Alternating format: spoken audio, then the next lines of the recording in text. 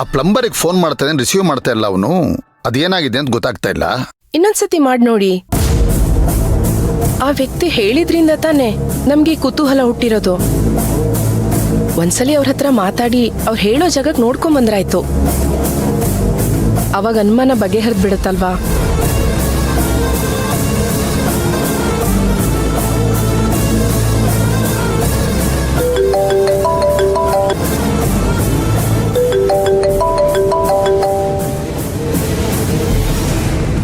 Hello Chandu.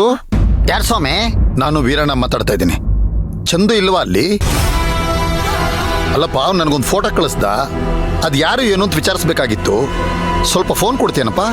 ಅವನು ಯಾರ ಜೊತೆಲ್ಲೂ ಮಾತಾಡಿಸ್ತಿಲ್ಲ. ಇಲ್ಲ ಸ್ವಾಮಿ. ಯಾಕೆ?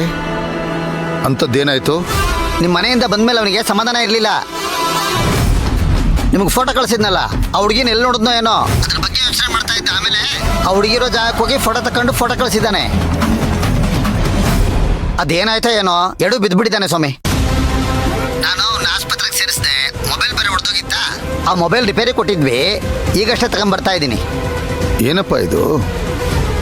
ಹೀಗೆ ಹೇಗಿದ್ದಾನ ಅವನು? ಇವಾಗ ಪರವಾಗಿಲ್ಲ ಸ್ವಾಮಿ, ಸ್ವಲ್ಪ ಸುಧಾರಿಸ್ಕೊಂತಿದ್ದಾನೆ. ಅಲ್ಲಪ್ಪ, ಅವ್ನು ಎಲ್ಲಿದ್ದಾನೆ ಏನು ಅಂತ ಒಂದು ಲೊಕೇಶನ್ ಕಳ್ಸಪ್ಪ. ನಾನೇ ಬಂದು ನೇರವಾಗಿ ನೋಡ್ತೀನಿ. ಬನ್ನಿ ಸ್ವಾಮಿ. ಲೊಕೇಶನ್ ಕಳ್ಸಕ್ಕೆ ಬರುತ್ತೆ ತಾನೇ? ಬರುತ್ತೆ. ಹಾಗಾದ್ರೆ ಕಳಿಸೋಣ, ಹೊರಟು ಬರ್ತೀನಿ. ಸರಿ, ಕಳಿಸ್ಕೊಡ್ತೀನಿ.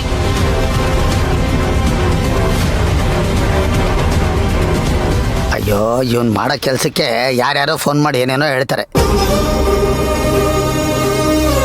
ರೀ ಏನ್ರಿ ಅದು? ಏನು ಸುಮತಿ, ಅದೇ ನಮ್ಮ ಮನೆಗೆ ಬಂದಿದ್ನಲ್ಲ, ನಮಗೆ ಫೋಟೋ ಕಳಿಸಿದ್ನಲ್ಲ,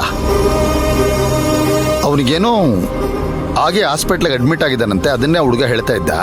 ಅಯ್ಯೋ, ನಾನೊಂದ್ಸರಿ ಅವನ್ನ ನೋಡ್ದಂಗೂ ಆಗುತ್ತೆ, ಮಾತಾಡಿಸ್ದಂಗೂ ಆಗುತ್ತೆ. ನಾನು ಸ್ವಲ್ಪ ಹೊರಟು ಬಂದ್ಬಿಡ್ತೀನಿ. ಸರಿ ರೀ. ಸರಿ ಸುಮತಿ, ಹಾಗಾದ್ರೆ ನನಗೆ ಅವ್ನು ನೋಡ್ಕೊಂಡು ಅದೇನು ಅಂತ ಮಾತಾಡ್ಸ್ಕೊಂಡ್ ಬಂದ್ಬಿಡ್ತೀನಿ. ಮಾವ. ಓ ಬನ್ನಿ. ಏನಿದ್ದಕ್ಕಿದ್ದ ಹಾಗೆ. ಅಮ್ಮ, ಅಚ್ಚು, ಅಳಿಯಂದ್ರೆ ಬಂದಿದ್ದಾರೆ ನೋಡಮ್ಮ. ಅದು ನಿನ್ನೆ ಸುಮಕ್ಕ ಜ್ಯೋತಿಷಿ ಹತ್ರ ಜಾತಕ ಎಲ್ಲ ತೋರಿಸಿದ್ದೀನಿ ಅಂತ ಏನೋ ಹೇಳ್ತಾ ಇದ್ರು. ಅದಕ್ಕೆ ನಿಮ್ಮನ್ನು ಭೇಟಿಯಾಗಿ ವಿಚಾರನ ಮಾತಾಡ್ಕೊಂಡು ಹೋಗೋಣ ಅಂತ.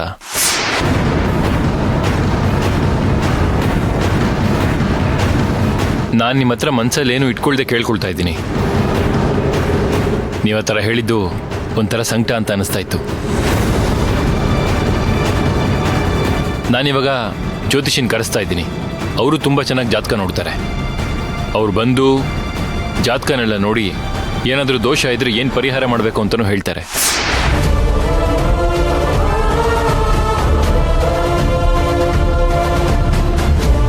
ಅಳಿಯಂದ್ರೆ ಏನು ಮಾತಾಡ್ತಿದ್ದೀರಿ ನೀವು?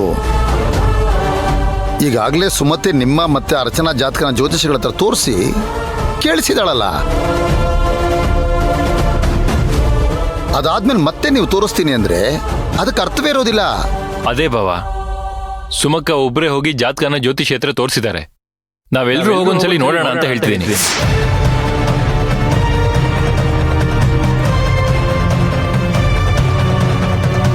ಅಂದ್ರೆ ನಿಮಗೆ ಸರಿ ಬಿಡಿ, ಅದನ್ನ ಇನ್ನೊಂದ್ಸರಿ ತೋರಿಸೋಣ.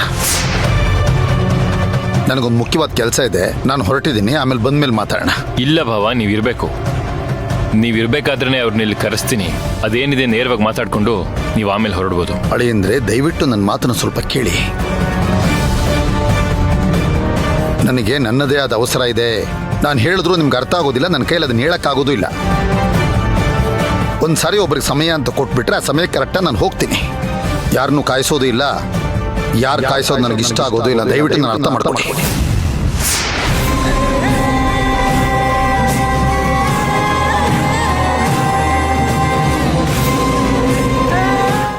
ಅನ್ಕೊಂಡೆ,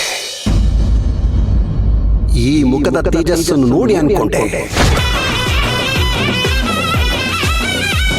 ಆ ಮುಖದಲ್ಲಿರೋ ಕಳೆ ನೋಡ್ತಾ ಇದ್ರೆ ಆಡಳಿತ ಮಾಡೋರಲ್ಲಿರ್ತಕ್ಕಂಥ ಕಳೆ ಮಾತ್ರ ರಾಜಕಳೆ. ಇವಳಿಗಿನ್ನೂ ಮದುವೆನೇ ಆಗಿಲ್ಲ ಅಂತಿದ್ಯಲ್ಲ, ಬೇಕಾದ್ರೆ ನೋಡ್ತಿರೋ. ಅವಳು ಯಾರನ್ನಾದ್ರೂ ಮನಸಾರೆ ಇಷ್ಟಪಡ್ತಾ ಇದ್ರೆ ಆ ಹುಡುಗನ ಜೊತೆಯಲ್ಲಿ ಜೀವನದ ಕೊನೆಯ ದಿನದವರೆಗೂ ಚೆನ್ನಾಗಿ ಬದುಕಬೇಕು. ಬದುಕ್ತಾಳೆ. ಗುರುಗಳೇ, ನೀವು ಮುಂದೆ ನಡೆಯೋದನ್ನ ಹೇಳ್ತಾ ಇದ್ದೀರಾ. ನನಗೆ ಮುಂದೆ ನಡೆಯೋದ್ರ ಬಗ್ಗೆ ನಂಬಿಕೆ ಇಲ್ಲ. ಅದು ನನಗೆ ಸದ್ಯಕ್ಕೆ ಇವಾಗ ಬೇಕಾಗೂ ಇಲ್ಲ. ಮೊದಲಿಗೆ ಈಗಿರೋ ಪರಿಸ್ಥಿತಿಯಿಂದ ಮೊದಲು ಆಚೆ ಬರಬೇಕು. ಮೊದಲಿನ ತರ ಮಾತಾಡಬೇಕು. ನನಗೆ ಬೈಬೇಕು, ಅಳಬೇಕು, ನಗಬೇಕು, ಏನೋ ಒಂದು ಒಟ್ಟಿನಲ್ಲಿ ಮಾತಾಡಬೇಕು. ಅದಕ್ಕೇನಾದ್ರೂ ಹೇಳಿ. ನನಗೆ ಭವಿಷ್ಯ ಬೇಡ. ನನಗೆ ವರ್ತಮಾನ ಕಾಲನೇ ಬೇಕು. ನಿನ್ನ ನೋವು ನನಗೆ ಅರ್ಥ ಆಗತ್ತೆ. ಒಂದೇ ಒಂದು ದಿನದಲ್ಲಿ ಯಾವುದೇ ಫಲ ಕೊಡಲ್ಲಪ್ಪ. ಚೇತರಿಸ್ಕೋತಾಳೆ. ಧೈರ್ಯವಾಗಿರು, ಧೈರ್ಯವಾಗಿರು. ನೀನ್ ಚಿಂತೆ ಮಾಡಬೇಡ. ನೀವು ಹೇಳ್ತಾ ಇರೋದು ನನಗೆ ಅರ್ಥ ಆಗ್ತಾ ಇದೆ ಗುರುಗಳೇ. ಆದ್ರೆ ನನ್ನ ಮನ್ಸಿಗೆ ಅರ್ಥ ಆಗ್ತಾ ಇಲ್ಲ. ಈಕೆನ ಕರ್ಕೊಂಡು ಬರ್ತೀನಿ ಅಂತ ಮಾತು ಕೊಟ್ಟಿದ್ದೀನಲ್ಲ, ಆ ಮಾತಿಗೆ ಅರ್ಥ ಆಗ್ತಾ ಇಲ್ಲ. ಇವ್ರನ್ನ ತಲುಪಿಸ್ಬೇಕಲ್ಲ, ಆ ಗುರಿಗೆ ಅರ್ಥ ಆಗ್ತಾ ಇಲ್ಲ. ಏನ್ ಮಾಡೋದು?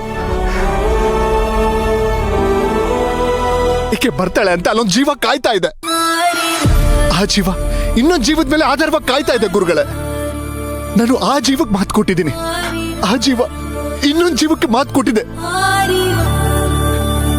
ಇವ್ರಲ್ಲಿಗೆ ಹೋದ್ರೆ ತುಂಬಾ ವಿಷಯ ನಡೆಯುತ್ತೆ. ನಡಿಬೇಕು ಗುರುಗಳೇ.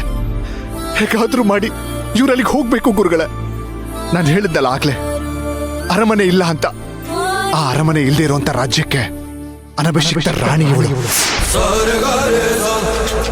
ಇವಳಲ್ಲಿಗೆ ಹೋಗ್ಲೇಬೇಕು ಗುರುಗಳೇ. ಅಲ್ಲ, ಜೀವನ ಪೂರ್ತಿ ನಾನು ನಿಮ್ಗೆ ಋಣಿಯಾಗಿರ್ತೀನಿ, ನಿಮಗೆ ಗುಲಾಮನಾಗಿರ್ತೀನಿ. ದಯವಿಟ್ಟು ಇವ್ರನ್ನ ಕಾಪಾಡ್ಬಿಟ್ಕೊಡಿ, ಕಾಪಾಡಿ ಕೊಟ್ಬಿಡಿ ಗುರುಗಳೇ.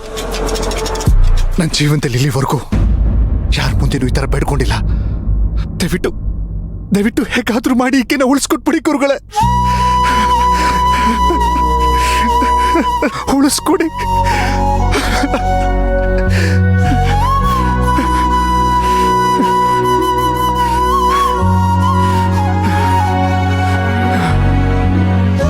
ನಿನ್ನ ನೋವು, ನಿನ್ನ ದುಃಖ ನನಗೆಲ್ಲ ಅರ್ಥ ಆಗತ್ತಪ್ಪ. ಆದ್ರೆ ಆ ಭಗವಂತ ಏನೋ ಒಂದು ನಿರ್ಣಯ ಮಾಡಿರ್ತಾನಲ್ವಾ, ಆ ನಿರ್ಣಯದ ಪ್ರಕಾರನೇ ಪ್ರತಿಯೊಂದು ನಡೆಯುತ್ತೆ. ನಿನ್ನ ಕೆಲಸ ನೀನ್ ಮಾಡು, ಫಲಾಫಲಗಳನ್ನ ಅವನು ಬಿಟ್ಬಿಡು. ಆಗ್ಲೇ ಬರ್ತೀನಿ.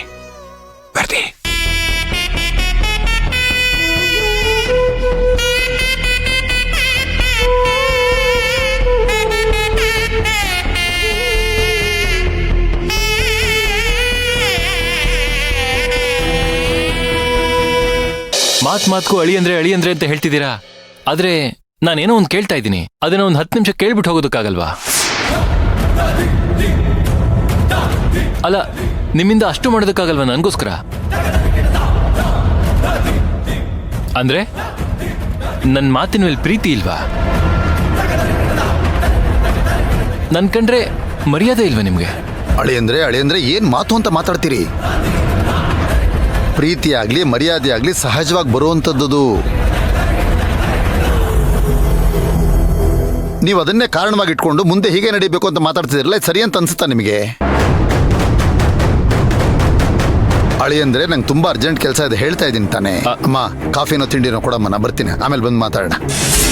ಬಾವ ದಯವಿಟ್ಟು ಬೇಜಾರು ಮಾಡ್ಕೊಬೇಡಿ, ನಂಗೆ ಅರ್ಜೆಂಟ್ ಕೆಲಸ ಇರೋದ್ರಿಂದ ಹೋಗ್ತಾ ಇದ್ದೀನಿ.